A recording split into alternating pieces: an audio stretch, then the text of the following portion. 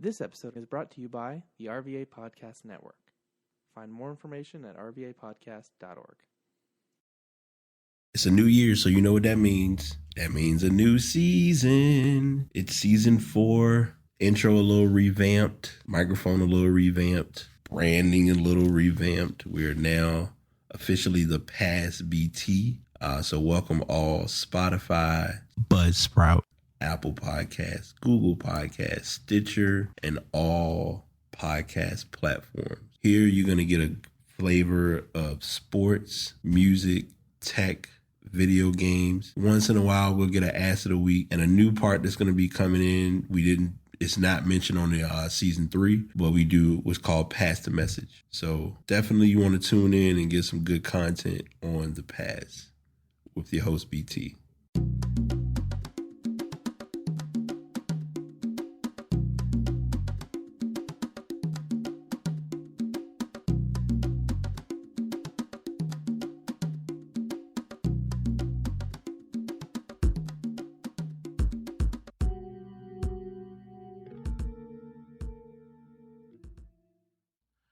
What's going on, y'all? What's good? Episode 295 of The Pass is here. BT back on the mic. I've been doing these podcasts every day, but I realized that in the midst of it, I've been leaving out some important information, that being sports, technology, music, video games. So I'm going to use this opportunity to really chop into those pieces of conversation, since they are of importance right now. And it can also help a lot of people get their minds off of all that's going on in this quote unquote chaotic world. If this is your first time listening, welcome. If you are a repeat listener, welcome back. As I always like to tell folks, come in, have a seat, sit Indian style, find a comfortable place and just enjoy the melody and enjoy the mood. There's a lot of things that have gone on in the sports world and definitely the tech world. So I want to be sure that I give each of those topics their proper attention. And since I have been away for a while, as many of you may or may not be accustomed to, because I did not do it when I had Wyatt on the show, and I did not do so when Ramona was on the show.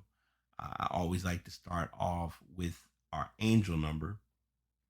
And since this is episode 295, we will go ahead and talk about the angel number 295. The angel number 295 is a sign of love and trust, which are well represented by the number 2. This is a sign from the spirit angels to begin to exercise truth and love in your life. Share it and provide it to your loved ones and those who influence your life the most. The angel number 295 is a sign that you should trust and love yourself much more than you're doing right now. Let your words and actions be filled with love and happiness. Inner wisdom is fondly associated with with angel number 295, meaning there could be a situation you are being faced with that requires you to think and reason things through. The angel number 295 is a sign that you should tap into your intuition so as to guide you on making the best and wise decision. The angel number 295 is a sign that important changes will be influencing your life shortly. The angel numbers want you to know that you will be faced with change sooner than you think, and the angels would like you to be prepared physically and financially.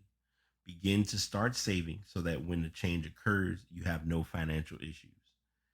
The angel number 5 is a sign of motivation.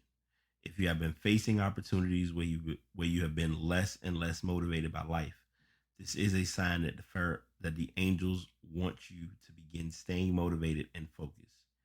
Angel number 9 wants you to love yourself and consider yourself great and special. The recurring angel number 295 is a symbol of trust. The angels want you to trust yourself more in the changes that you are consistently making in your life. The angels want you to know that they will be with you always to guide and protect you at all times. In conclusion, the angel number 295 is a symbol of love, from your angels. The angels want you to know that God has not forgotten you. The angels want you to know that God loves and is protecting you at all times. They are by your side at all times and will always be by your side. This is probably one of many heavy angel number readings that I've read, solely because this is definitely something that I'm working through, am experiencing, am kind of being put in a place of facing head on without knowing it. And I think personally, I'm being processed to know how to be okay with it turning out the way that it does. Because a lot of times it is a big challenge for people sometimes to face whatever that next thing is, and how to, how to deal with it head on, because we're given the tools, but we're not given the true resources on how to encounter said thing or said activity. We just kind of say, okay, I'm gonna face it and I'm just gonna deal with it. And if it works out, it works out. And that's usually just kind of the simple and more stress-free way of looking at it. So I personally can say that this is a very personal angel number for me in looking at what I have been experiencing, and to say without saying it, continue to experience. So that is our angel number for today. You can go to the site; it is going to be in the show notes to read up on it, to get a little bit more insight on um, other angel numbers. Okay, so I am a little relaxed on my tabs and topics, but I have a lot of key things that I'm going to talk about to lead into a lot of what has gone on in the sports world. As many of you all know, since this is a sports podcast and I'm guilty of being probably the big basketball fan, we will go ahead and get into a condensed breakdown of the NBA right now. I had intentions on doing a state of the NBA podcast, but I wrestled with it. I thought about it. I was back and forth about it, but I don't want to put that time solely on that topic. I can kind of make that, implement that into the weekly show and run with it from there. So as of right now, the NBA has been going on. On the Eastern side, on the Eastern Conference, we do have our 8 teams. The Western Conference is still being kind of finalized as to who's going to be in and who will be out. The big news and the biggest story that the NBA has gotten right, and we're hoping that the other sports can follow suit, is that they have had a consistent run of players not testing positive for COVID-19. So that's been a plus. The bubble option looks to work to a T for these players. A lot of them have been, taking personal time away to do things, but when they come back, it's mandatory self quarantine, and you got to sit out until you can come back and play. And they're also getting tested very frequently, very often. So if we go back about, I would say, maybe 2 or 3 weeks ago. Well, actually, I won't even say that far back. A week ago, we actually got the official start of the season, because we did get a couple of startup games just to kind of get basketball back on track, which was fine. We were able to witness the NBA being very open in allowing players to kind of utilize their platform and utilize their brand by promoting what they would choose on their jerseys. If they wanted to say Black Lives Matter, arrest those cops, like different messages were shared by different players on their jerseys and are still being worn by players on their jerseys. Some of your big names don't have them on their jerseys, but it also doesn't mean that they're not using the venue or using their personal platforms, i.e. tennis shoes. I would say I wouldn't be surprised if basketball sleeves, in any way to get the message out there of how we as Black men will not allow, or as Black people as a whole, will not be will not tolerate police brutality and what has been going on in the world. So I'm bringing these stories into this mix. The Lakers have been looking pretty good. I believe the Suns haven't lost a game since being in the bubble. I believe the Blazers are slowly easing into that 8th spot. It's been kind of a battle. Memphis finally won their first game in the bubble, which was a big win because it was the same day as Ja Morant's baby girl's first birthday. One of those tough moments of not being able to be there because of being in the bubble. So that whole experience made things a little different. But, he handled it like anyone else.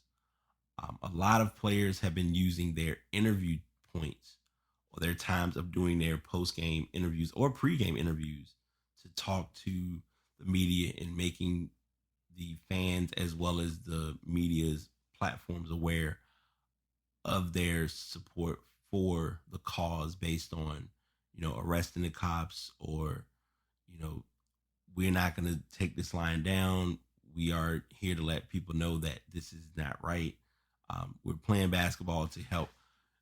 And that's the biggest thing right now. Basketball is being played to help a lot of fans get their minds off of a lot of what is going on in the world. Because whether we want to realize it or not, sports has kind of been like that outlying or balance of an imbalance to kind of get over the hump. And I've said this to people offline before the show. We're going to talk about a couple of football stories, but I want to make sure I mention this before I forget. I would not be surprised if there isn't an NFL season. And I'm not wishing that as being the case, but the challenge for me is, especially if you're looking at, for instance, baseball. Baseball, you had a spike in cases, which is not a good sign for the sport and for the brand and or platform itself. So I just wanted to bring all of those things into the mix to kind of paint where we are with all that is and has been going on. So one player who is in the NBA, Jonathan Isaac, opted to stand when the teams have been doing the national anthem. Most of them have been taking a knee, and they've been in unity and solidarity, all wearing Black Lives Matter shirts, arm in arm. Some of it you've seen even the coaches be involved. And you saw it where Jonathan Isaac decided not to take a knee, and he also decided not to wear the shirt. And he had his reasons and his perspective on that, and it was understandable. I will say this, and this is just my easiest way of looking at it. As a person, as a human, you have your option and or choice to do what you think is right or works for the convenience of what is going on. You have to always remember in those actions, others, you cause yourself to become vulnerable to the brand. Or I won't even say the brand, but to social media. Case in point, he goes out, I believe it was his next game after the game that he did not take a knee, and he ended up getting a very severe injury. They have not said or given a time frame of when he's going to be back playing. But they did confirm that he did get successful surgery on his torn ACL in his left knee. He was injured in the fourth quarter of last Sunday's 132-116 win over the Sacramento Kings. He had some meniscal repair work during the procedure performed by Dr. LaPrade. He was driving to the basket when his left knee buckled on the play. There did not appear to be any contact from any Kings defenders. He did have a similar injury with this knee back on January 1st, although the Magic said the previous injury had no impact on the ACL tear. He went down and clutched his knee and grimaced in pain. He was taken off the floor in a wheelchair. He'll be out indefinitely, and his return to the court will depend on how he responds to treatment and rehab. And and he's not the only player that has been injured. They did confirm that Ben Simmons has an injury. He's going to be out indefinitely. They're saying the strong point is, if anything, for the season, because it was a bone in his foot, and I'm hoping or body part in his foot. How they termed it was very different, but I mostly got what they were saying as far as him having an injury. So I send nothing but positivity to him on this, from what happened with the injury. Anyone who is playing or presenting the conspiracy role of, oh, it sucks he got hurt and he did what he did the game, before that game. None of that has anything to do with what happened. Like, you putting them in the same boat just doesn't do it, y'all. Like, come on. We're way ahead of that phase of life. Like, we should be.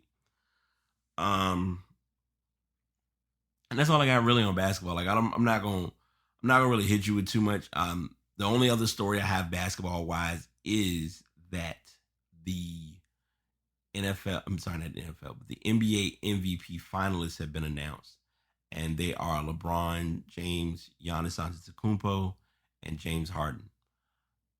As an early choice, and as a person who kind of has been watching the game and just calling it what it is, I would say Giannis is the front runner. This is taking nothing away from LeBron, and by far this takes nothing away from Harden. I say this, and this is something that really needs to be put into perspective. Regular season awards mean not a damn thing if you're not winning that ring, because there are a lot of players who win MVP. Like, what was it? Karl Malone won the NBA MVP, regular season MVP, and I think it was the same year that the Bulls knocked him out in the finals. So it's about what's relevant to you in its moment, and I'll just leave it at that. No tabs related to the story, but NHL did get their ball rolling. They got the playoffs started. Their games are going to be played in Canada, so you'll be getting highlights of their games on TV as they become available. Champions League has been going on too for soccer. Chelsea got knocked off today by Bayern Munich, and the big story of the weekend was Juventus losing to Lyon. I'm hoping I pronounced that right, Lyon or Lyon. But it did lead to Maurizio Sarri being fired, and it's a very unique circumstance because he was previously the coach for Chelsea. So just kind of a odd turnaround of his tenure in the soccer world and or community. We're going to now get into football for a bit, and this story has been hanging for a minute, and I did not have a chance to really talk about it in its initial peak point. But now that I have time and I have a moment, we can finally talk about this, and it's going to correlate with the title of the show. There was an uncertainty, and I briefly talked about this with Wyatt on the show, but I'm going to give a more broader discussion about this, and I'm going to freestyle a little bit, but I'm going to use the article as needed.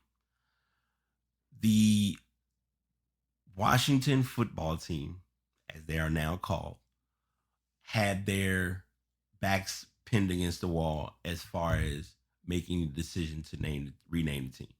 Anyone that knows the team will know, and I even have a neighbor who still has their Redskins flag hanging up on their front porch. You know them as the Redskins. Well, anytime business gets involved and or sponsorships or endorsements gets involved, it becomes a big deal. And in this case, endorsements and sponsorships got heavily involved. Endorsements as in Nike, as in Pepsi, as in FedEx. Those three alone are big enough to make it clear how important this is. Why do you feel that's important, Brian? Well, let's really look at it before I get into this story. Nike is your sponsor for the game, like for the NFL. That's your main sponsor in the NFL. Now, you have other shoes that are worn by players. However, if you look at the players' uniforms for every team, their jerseys are sponsored by Nike.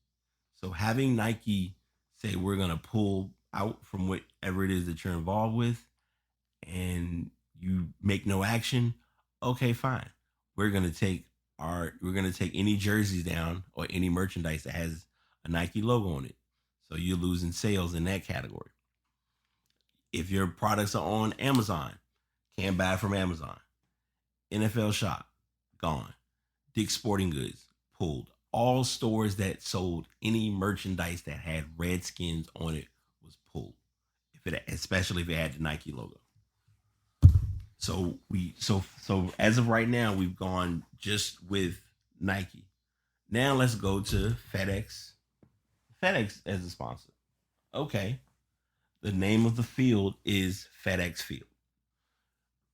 You have FedEx get pulled, then that means you lose sponsorship within your stadium itself. So any sponsorship or promo or anything related to the term FedEx, that's more money you're losing as a franchise. Can't The last thing you want to have happen is to break that bridge that you're trying to build. Then Pepsi, which I'm going to go on a limb because I've never personally been to a Redskins game, but I'm going to guess that one of the sponsors for any sodas or products in the stadium are going to be Pepsi products. So Pepsi pulls out, you got no sodas or juices to sell to people who, any event that they come to an activity at FedEx Field. Now, mind you, this also does not just impact anything sports related. This is any events that could be at this venue, even while we're in a pandemic. So you got to look at all of those gears and all of those things being put out there and looking at it from that perspective to make it all make sense of what this was all about. So Dan Snyder hung his head on it. He said, "You know what? We are going to go by the name Washington Football Team." And there's an inside joke behind that because when you talk about different teams, it's like the Carolina Panthers, the Dallas Cowboys, the Chicago Bears, the Washington Football Team, because it's a very basic name. Even worse, what makes it even more shocking and more interesting is you look at the jerseys that were released for this team. The jerseys look like default jerseys for like a high school team because it doesn't have any branding or any promotional based anything on it other than it just says Washington. And it has the number of whatever player. Like if Haskins is wearing number 7, you're going to see number 7 on his jersey. And then on his helmet, it has number 7 on both sides. This is not, and they have said that this is not a final renaming and rebranding for the team. This is the name it will use until the adoption of a new name. The team will continue the process of retiring its former name and hopes to be entirely rid of it on physical and digital spaces in the next 50 days by the September 13th regular season opener against the Philadelphia Eagles. Washington will not have any change to its color scheme. It will use burgundy and gold, and its former logo on the helmet will be replaced by each player's number in gold. Washington will debut its home uniforms in week 1 against the Eagles and its road uniforms in week 2 against the Cardinals. While Washington uses these uniforms and helmets for the 2020 season, it will be seeking the feedback of players, alumni, fans, sponsors, and the community for the team name it will use in the future. I'm not going to read this whole article because I want to also give clarification on this, because a lot of people read this story or got this article, and the main thing they walked away with was, well, they're going to remain in Washington Football Team. And I was like, nah, they did this as a quick placeholder because sponsorship had them against the wall. They had to make a quick decision. So it was like, okay, let's just put something out there for right now. And then when next season starts, we can actually figure out what we want our team name to be. Because trying to come up with a team name from July the 23rd, the date of this article, until week 1 of football, that would have put way too much. that would have pushed the pressure even heavier on the team to switch the name. So they just went ahead and went with Washington football team for this year. They're going to work on it on the back end. There was talks that they did have domain names that they had looked into, but a copyright person came along and or an individual pulled the rights for those names so that the Redskins, or I'm sorry, that the Washington football team couldn't get those names. So, like I said, now they do have a website. I believe it does say Washington football team. The interesting part is I don't think the history has been pulled from the team, but you do have a different look and flair for their presentation. I think what I'm going to be intrigued by, because even though I'm saying it and referencing it as a mockery or a joke earlier, it's going to be very interesting when the Washington football team plays the Dallas Cowboys, because we're going to see so much social media, like memes back and forth about just that portion alone. And that, again, still comes back to my initial theory, which I don't want to wish that as being the case, but me being me and not being surprised solely on the basis of if there's actually a season.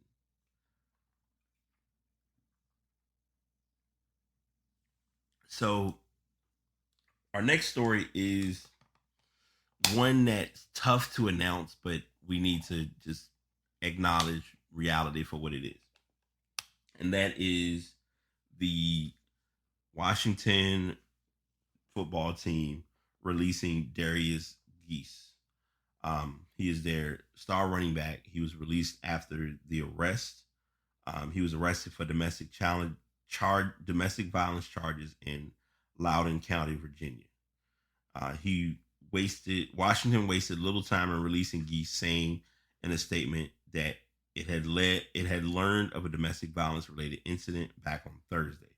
The team alerted the NFL and met Friday with Guice to let him know he was excused from all team activities.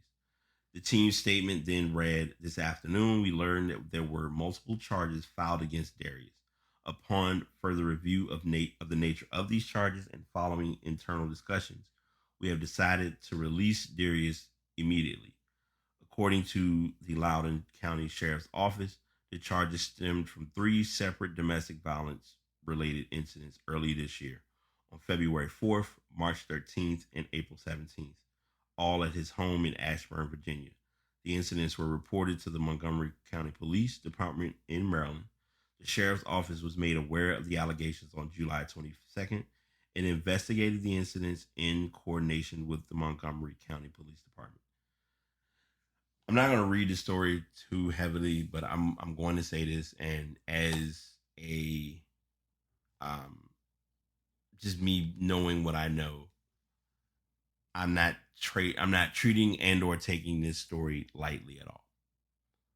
The NFL is going to make it clear that they have zero tolerance for this, and I transparently do not blame them. He's got to be accountable for this, and this is the easiest yet most direct way to achieve that. So I personally have no issues with this turning out the way that it has or has gone. So that's just my take or my perspective on those stories. I'm sitting here messing around with some stuff. My bad. I want to make sure all right, we good. Now I know my mic quality. Lesson learned. So that's what I have on that. So now you may get me a little louder for a couple of minutes. But the NFL, and this isn't even just the NFL. This is also the Washington football team handling this the right way, and not treating it lightly. They give some they give some information and history on him. Now they're looking at the question becoming Adrian Peterson coming in and pursuing the goal of trying to break Emmitt Smith's record, which, I mean, we also got to look at if there's going to be a season. So that is what we have, and that's where we are with that story as of right now. That is all I have on sports as of now.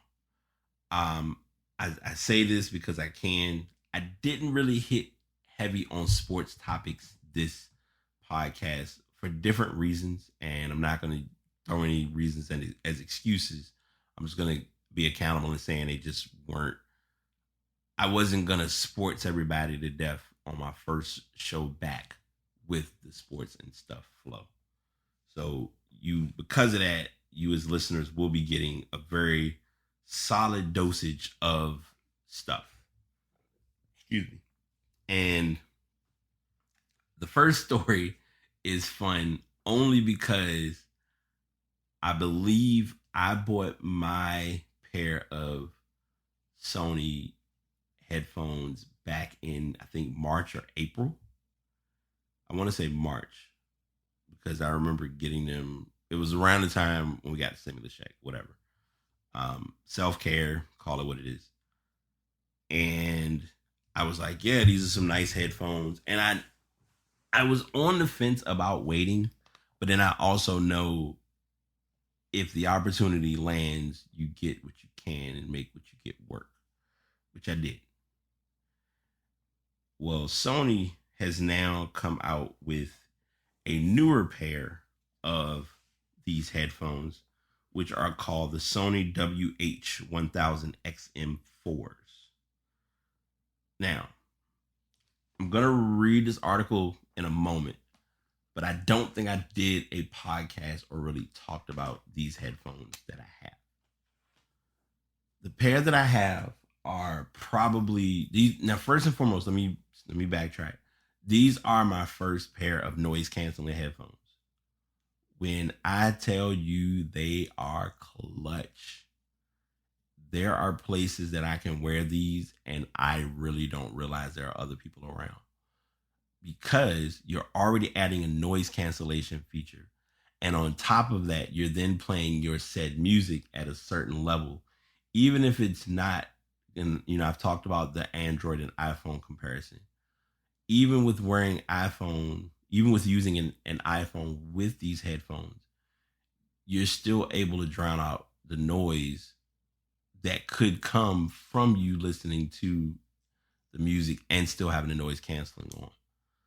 So they've improved the headphones with the battery life being a bit more decent. It looks like packaging wise, everything is the same. The difference primarily is that are the headphones themselves.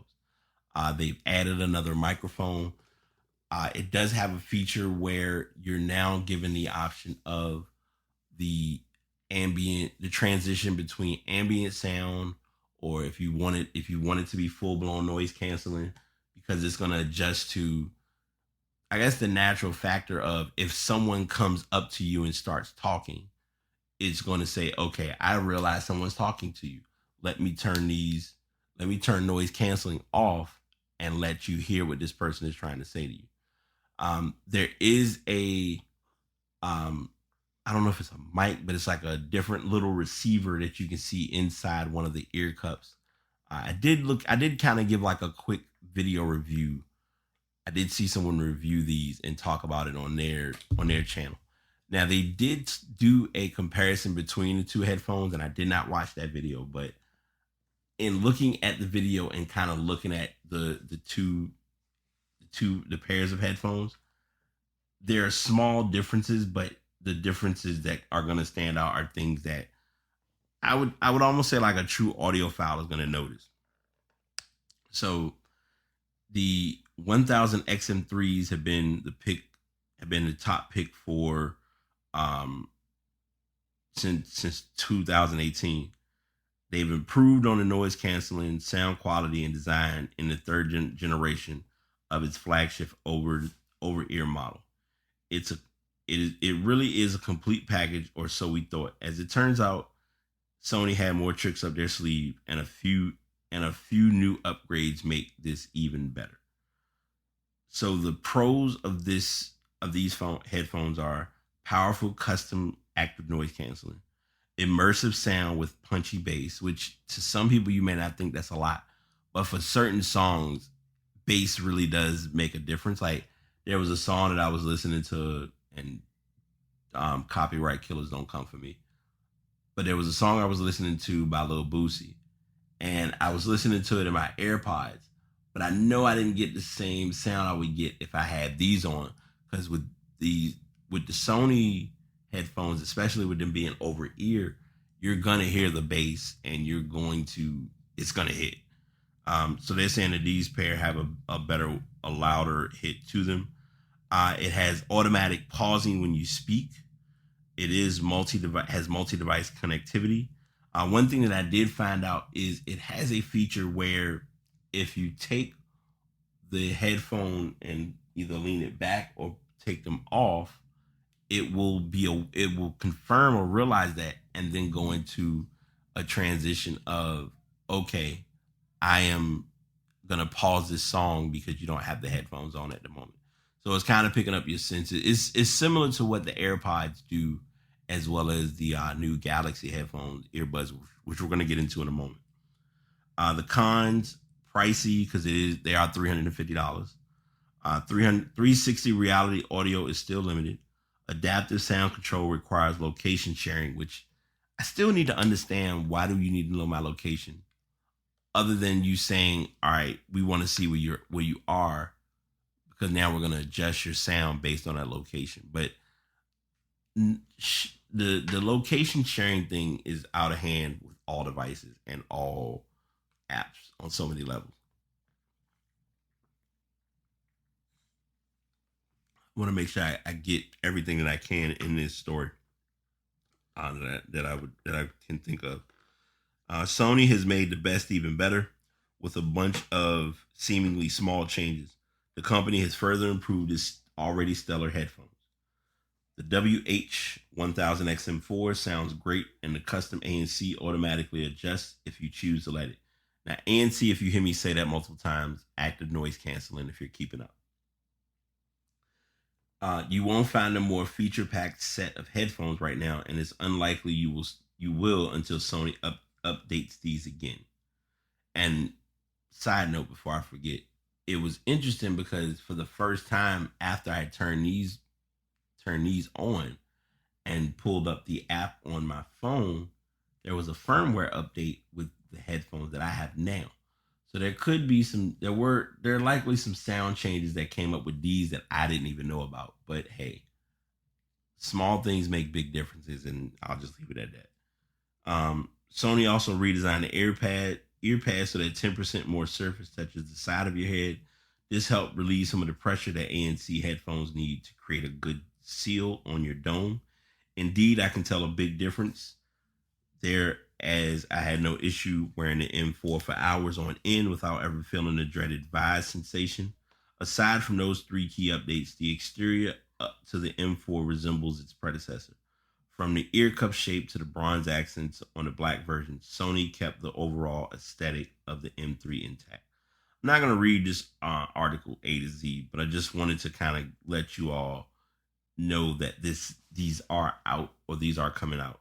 If they have not already been released. What I do want to point out, like I said, it's like little cosmetic features that are noticed between the two headphones. Like, I think these, and I'm probably let me take these off. Yeah, so the noise canceling symbol on the left ear cup is like it's painted on the 3. On the 4, you see that it's kind of molded or ingrained into the actual headphone side part itself.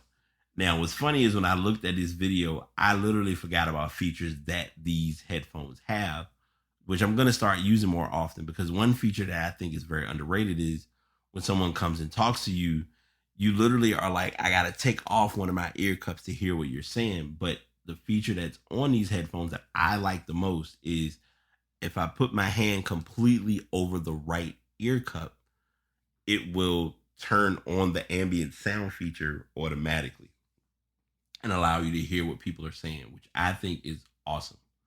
I don't use the volume up or down, and I don't use the fast forward or rewind options.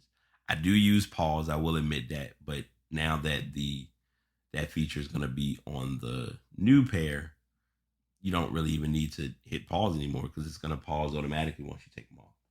So that's kind of a ins and outs A to Z version of the iPad I'm sorry, not the iPad, but the Sony 1000 MX4s.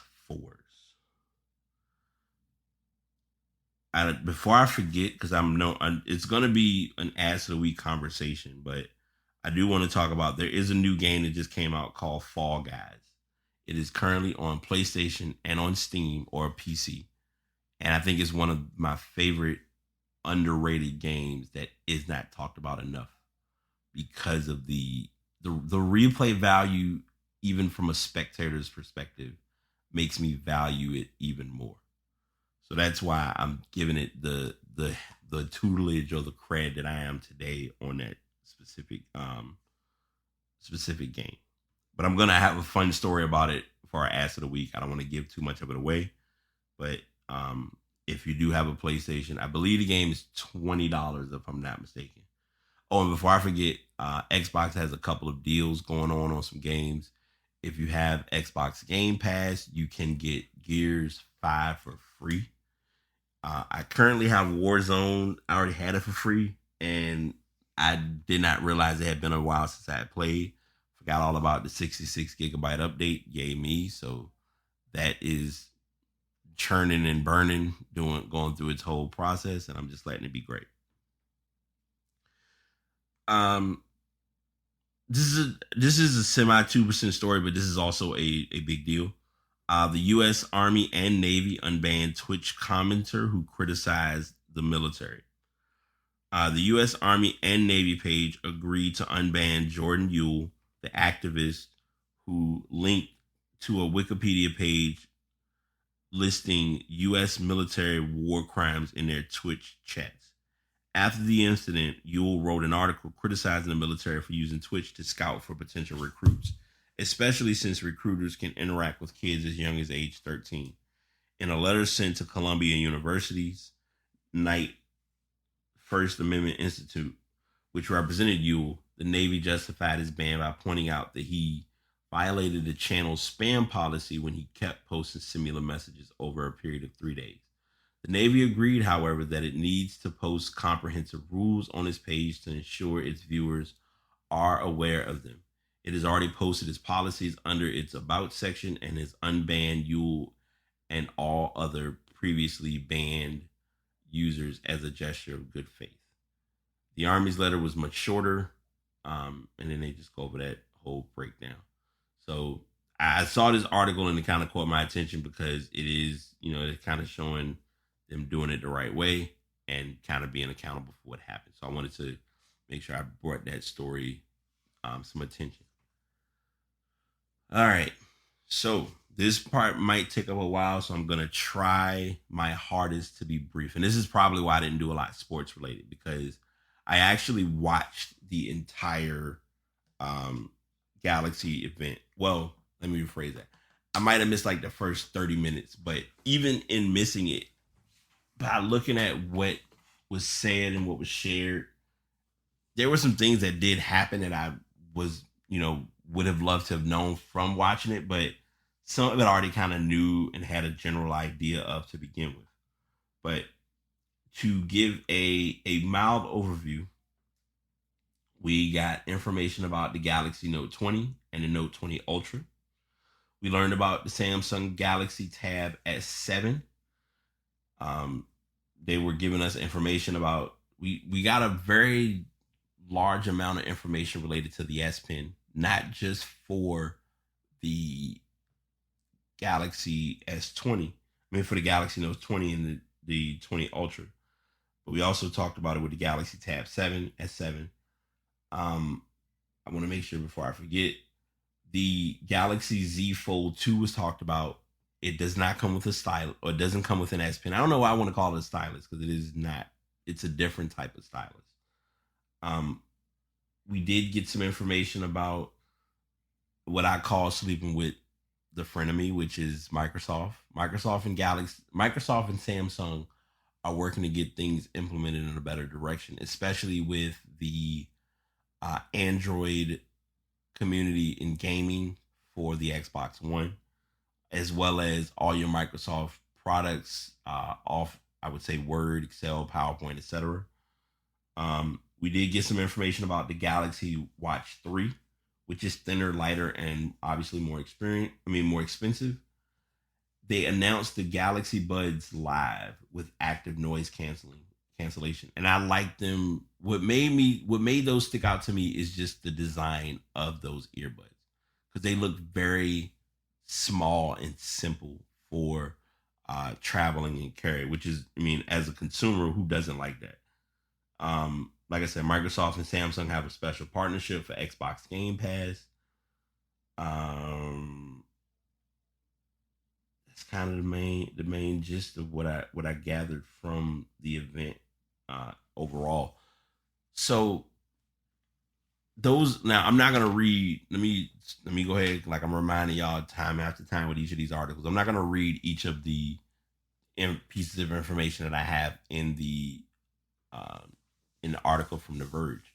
The Verge does, and I think Engadget does this as well. Someone can correct me if they know this when they hear this show, but they take the full keynote or the full event and give it to you in like a 9 or 10 minute format, which for most people gives them everything they need to know without getting all of the fluff and bluff of everything else that you're not going to remember or retain. Um,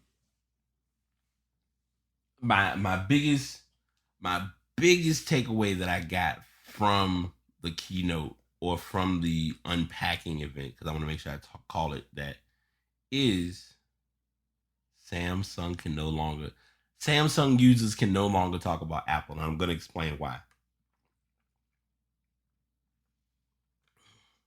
For years, the big conversation has been, oh, Apple has, a lot of people don't leave Apple because of the ecosystem, and one device works very well with the other, which is all valid, by the way, because and I think I've told this story on the show before. Having a MacBook and not needing my phone is one of the best feelings in the world, because I can do all my texting through my laptop if I don't have my phone, as long as my laptop is on Wi-Fi. So Samsung is seeing that this works. So if you have a Galaxy Tab, if you have the Galaxy Note, you have the Galaxy Gear, and you have the Galaxy Buds. Oh, and you probably aren't going to have the Galaxy Fold, but if you have the Fold or the S25, I'm sorry, not the S25, the Galaxy Fold or the S20, or if you have a Chromebook, and you can get all of these products to work together, that will make it much more easier to transfer and pull data from one to the other, because it utilizes a talent or a feature that we know exists, but for the longest time the feature was never really used. Going back to the original old school Notes and Galaxy devices, the big deal was, oh, you have NFC, which means if I touch the back of my device to your device, you'll receive this product, or you'll receive this app, or you'll receive this photo, or you'll receive this song. Now, even if I don't have to text it to you, I can pull up the cloud, I can pull up this program, and I can say, oh, I see your device, let me send you something. And it makes things more convenient. This ecosystem, and my roommate Chanel, aka Fred, brought this up, and I would not be surprised. I have no disagreements about this at all. It would not behoove me or blindside me if Samsung finds a way to recreate the term ecosystem for what this is doing or what it does. And if they do, fine. Have at it. It's not that serious. No one's really tripping. I even mentioned it to her, and I brought it up to people, how the texting features, like Apple has iMessage, Android has a similar form of iMessage. It's a more rich text and a much quicker connection between messages going through. That's why a lot of times, like if you're in a tough signal area, but you're still on Wi-Fi, some things can get through quicker than others, and a lot of times it's just you in the battle of the data, the struggle of the data, whichever one you want to pin it as. So we have all of those. All of those devices were talked about on this keynote. I know I keep calling the keynote, but from the Samsung Unpacked event. Like I said, the link that I have in the show notes does give you the 9-minute version of the event and explains each of these devices and what we're looking to expect. I told Fred this, and I'm telling y'all, do not be surprised within the next 5 years an iPhone comes out with the stylus, or they find a way to implement the Apple Pencil to be used on all devices. I don't put it past them, and the only thing, like she said, in which I 100% agree with, just don't hit me with the innovative BS. That's all I ask. That is all I ask. But of course, beggars can't be choosers, so that's what I have for that. All right, I'm going to give 3 names, and I'm going to paraphrase this article. Microsoft, TikTok, Donald Trump. End of discussion. We'll end this show. We'll end this topic. And we'll go to the next one. No, but the summer has been eventful for ByteDance, the owner of the rapidly growing social network TikTok. The Indian government banned the application from distribution in the country due to concerns of the Chinese government might access user data. Then U.S. companies warned employees to remove TikTok from work phones. Most recent announcement, Trump threatened to ban TikTok in the U.S. Into this maelstrom has stepped Satya Nadella, the CEO of Microsoft, with an offer to purchase the U.S. business of TikTok. Nadella has earned a reputation as a savvy operator. He has restored Microsoft's growth with smart bets on business software and a strong push to move the users of various applications, including the company's lucrative Office products, onto the online Office 365 version. Nadella has also remade the image of the swaggering giant as a kinder, gentler, more thoughtful company. And I'm gonna freestyle a little bit here, because the first thing I thought about is I used it was a keyboard app called SwiftKey. And before, SwiftKey was a great keyboard. There were little things that SwiftKey didn't get right, but they got right later on. And one way they were able to get it right and do even better improvements was to get in the connect with Microsoft, which sometimes little things like that make a big difference. The challenge, of course, sometimes is the infamous you giving up your location, which is still going to be another tangent that I'm not going to go into. But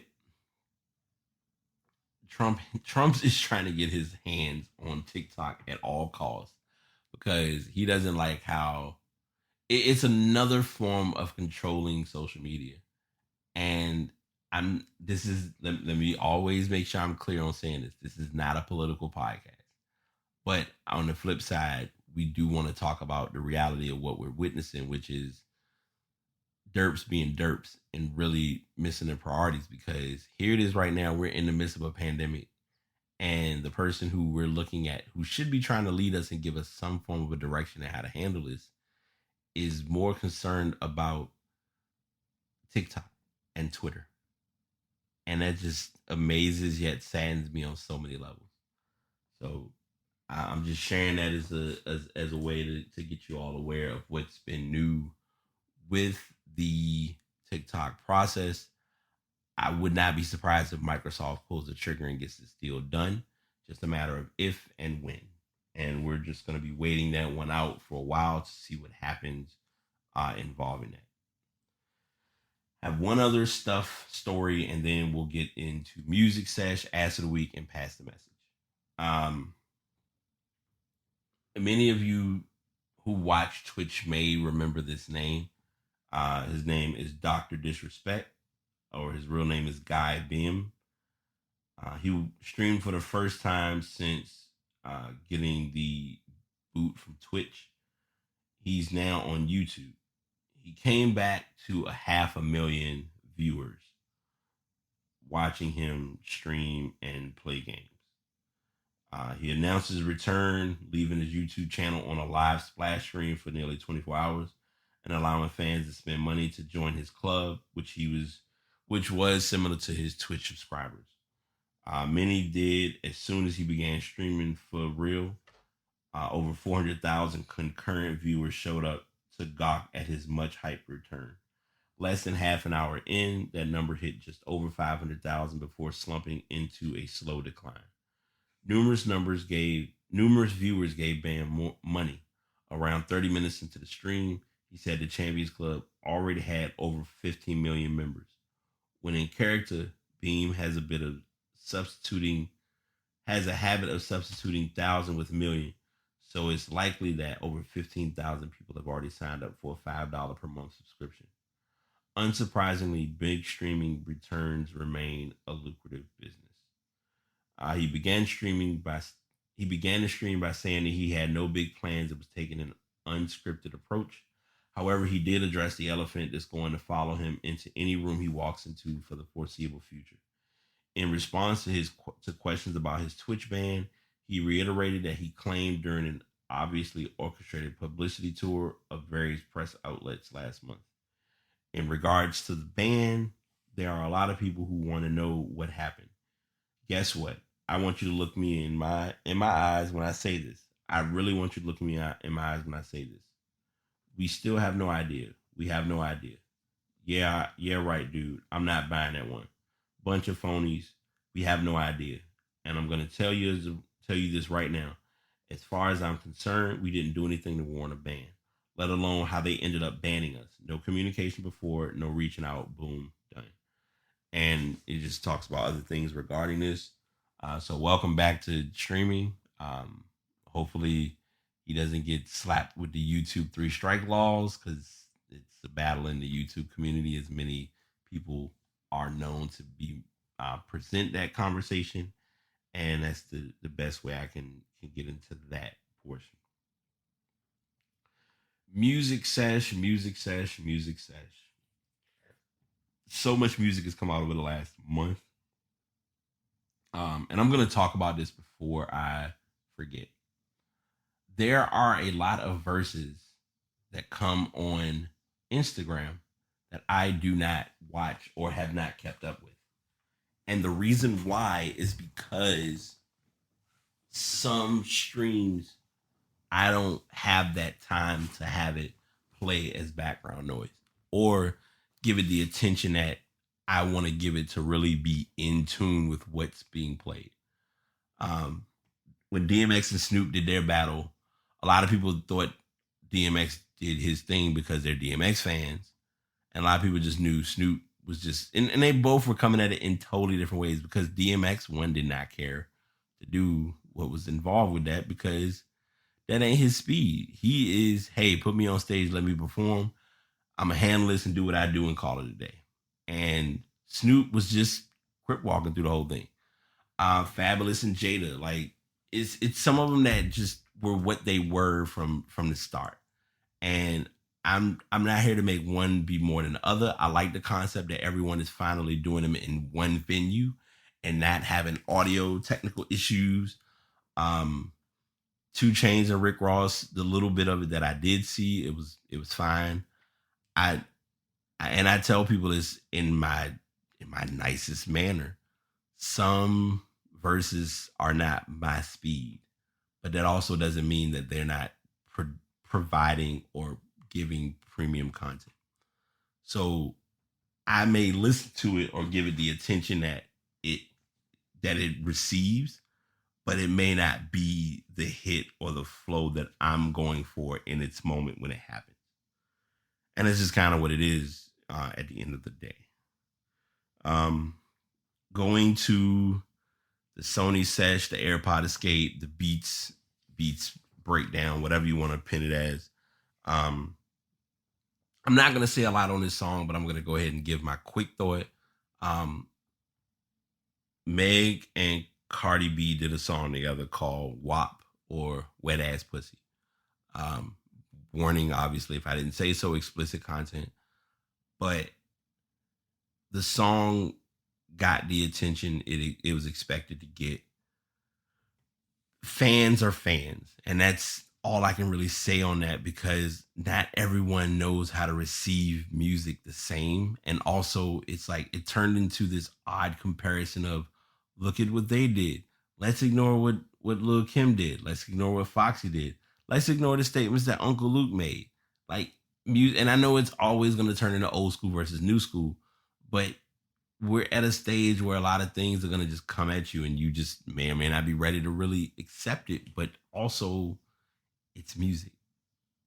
But it also is, it can be music that may not be to your liking or to your speed, and that's fine too. But yeah, I did listen to the single. I caught what I could of the video. It's a video, like run with it as you will. Aminé has a new album called Limbo, which I think is pretty dope. I did listen to the song Burden off of the album. It's not bad. Doja Cat has a new single called Freak. Victoria Monet, if you have not had a chance, please go listen to her album. It's called Jaguar.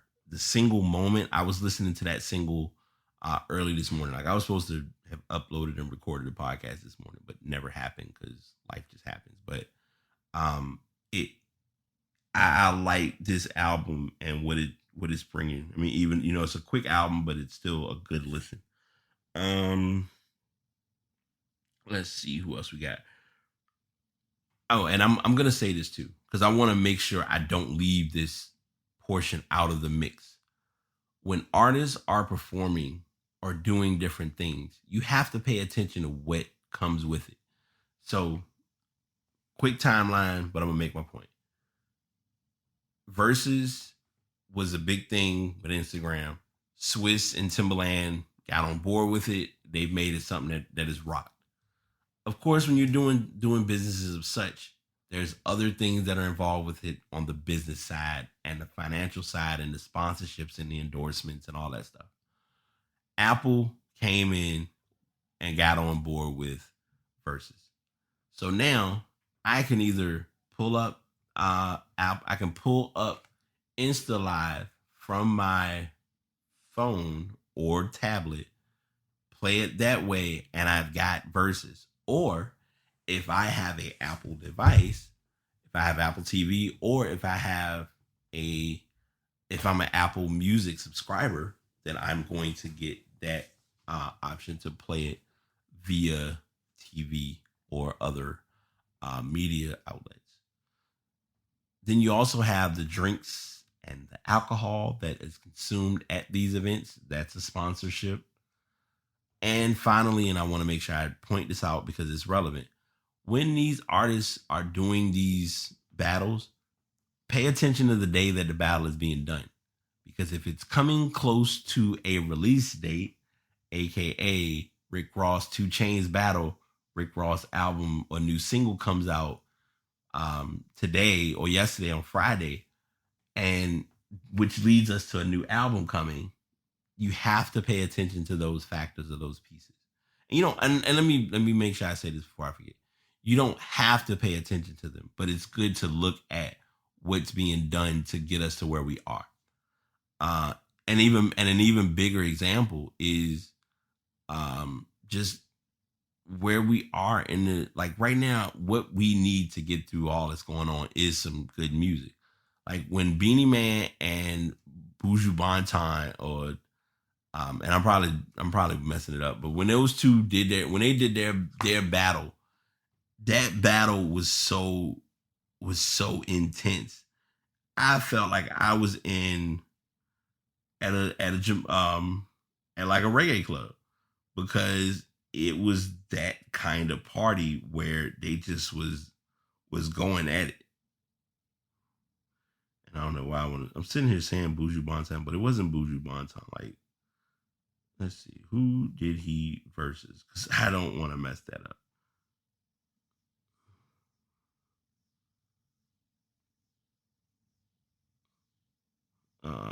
It's gonna come to me at some random point. Bounty Killer was who he went against. Yeah.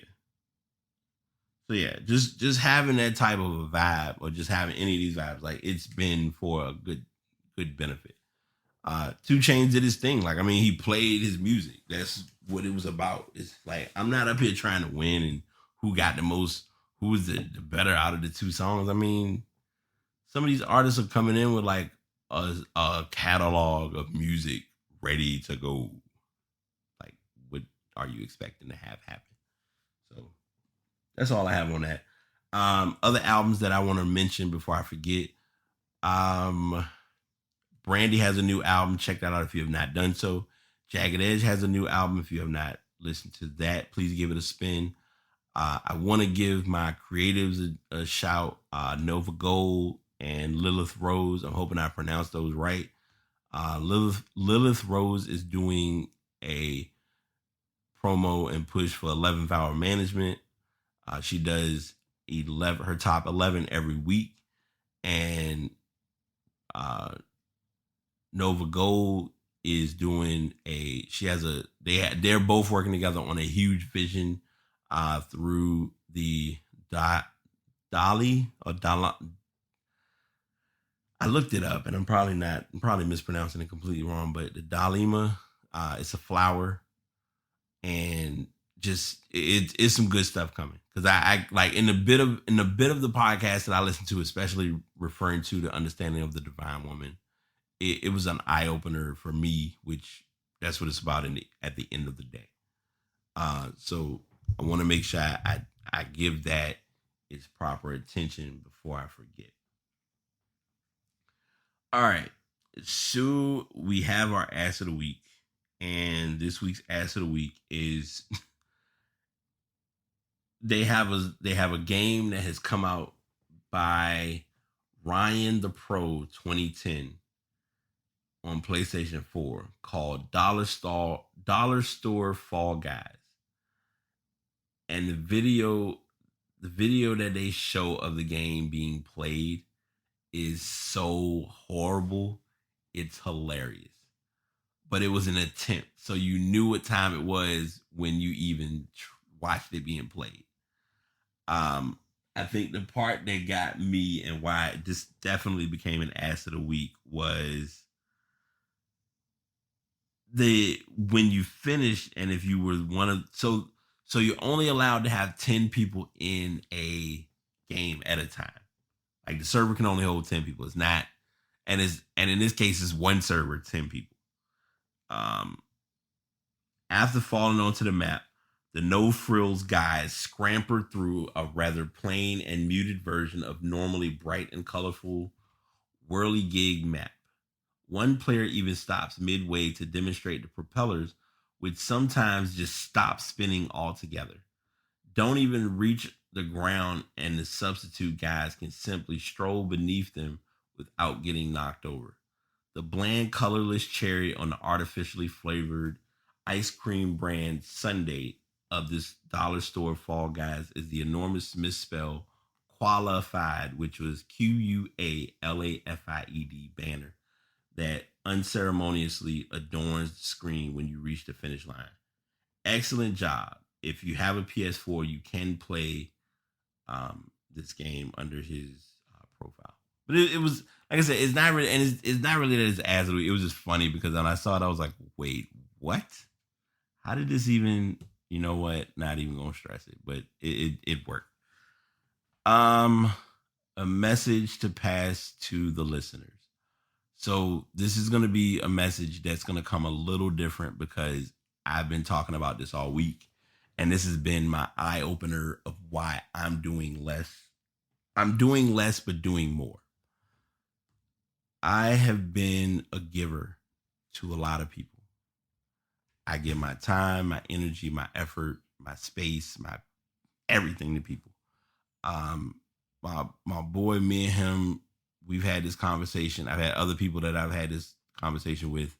There are there are energy vultures out there who don't know their energy vultures. An energy vulture is someone who comes along and just literally, you could be at 100% with your battery. And once they come on the phone or once they come around, all of your energy is gone because you've given all of it to them. Or they've taken it all from you without your permission. I shared all of that to say, do not pour into others unless you pour into yourself. Make sure that you are fed before you feed other people. And a lot of times it's not that we're being selfish. It's not that you're not open or willing to giving towards others, but you can't be available to give to others if you're not able to give to yourself. And this is I'm gonna try my hardest not to cry because I did earlier today. But these last couple of weeks have been very empath based and very emotional based because I get one notification saying, hey, it's a friend anniversary on Facebook of a friend of yours who recently passed back in February, and here, take it, deal with it. And I was just kind of like, great.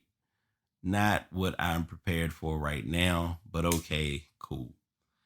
And I, thought about that and just thought about the good memories with her and just, where our lives have carried us and just, valuing those moments. Then I remember one of the staff members who was similar to Wyatt, another male mentor, me being in a frustrated state that I'm in now where I want to be a mentor to people in my own way, but trying to find, that venue and that space and that time, which I'm still learning. But my normal hometown or go to of the Boys and Girls Club is not open. So it's like, well, where do I put that? Where do I allot that time? So dealing with that has been tough. And then the trifecta is, even when you're not friends with people directly, when you're friends and you know them and you understand life, the hardest part of life is death. And I don't like saying it that way, but I'm saying it that way because it's where I'm at. And someone who I've been friends with for a couple of years, who has liked different pictures or we've had comments or brief comments on different posts, or I've sent, positive energy to her in losing her mother to cancer. She passed of cancer, and I found out from one of her siblings, which took me down and really kind of like opened up, just really making me post something that I normally would never post, but it was like, you know what? I needed to be humbled. So, I'm saying that as humble yourself, and this will kind of be a 2-for-1. So humble yourself, don't ignore the moments, and most of all, pour into yourself. If you're able and you have the ability to give to others, do so knowingly and don't feel like it has to be forced, because when it's forced, it's not comfortable. It's never comfortable. From personal experience, I can attest it is never comfortable at all. And I say that in that voice and tone because it's truth. So put your time to you. Make you matter. Make those around you matter. Those who have gotten you to where you are, thank them. I did it today, and I think a lot of people were kind of blindsided because they wanted to talk, but I could tell it's like a tough slope of, hey, mental health check-in. Where's your mental at? What's your space like? Because sometimes it is hard to get that feeling out there to others, let alone talking about it in your own setting or own sitting. So I'm gonna end it here. It sucks because I'm not gonna have the pay the intro and outro for these shows, but I will be back on tomorrow with our quick fix. I have a topic I need to reach out to someone because I started the conversation with them and I feel like it's in the process of talking to her, I was like, this would be a good podcast topic, but I don't remember what it was. So hopefully that person will be resourceful. But anywho, enough rambling. This is it for episode 295. And I will talk to you all tomorrow. Peace. Really appreciate all the support, all the listens, all the likes, all the effort that goes into anyone who has provided any form of content for the past. We're signing out now, but you definitely don't want to miss what's in store for the upcoming episode. If you are interested in getting more information or becoming a podcaster, you can check out buzzsprout.com. And the microphone that you are hearing me use is the Blue Yeti X. I had been using a Yeti for a while. I went back to the Samson Meteor, but now I'm using the Blue Yeti X, which is everything. Trust me. All social medias, the Pass BT. That's THE, Pass, as in pass the ball. BT is my initials. And finally, if you are a creator and you want to support a fellow creator, subscribe, like, and comment on the Pass. Until next time, this is your host, BT, signing out.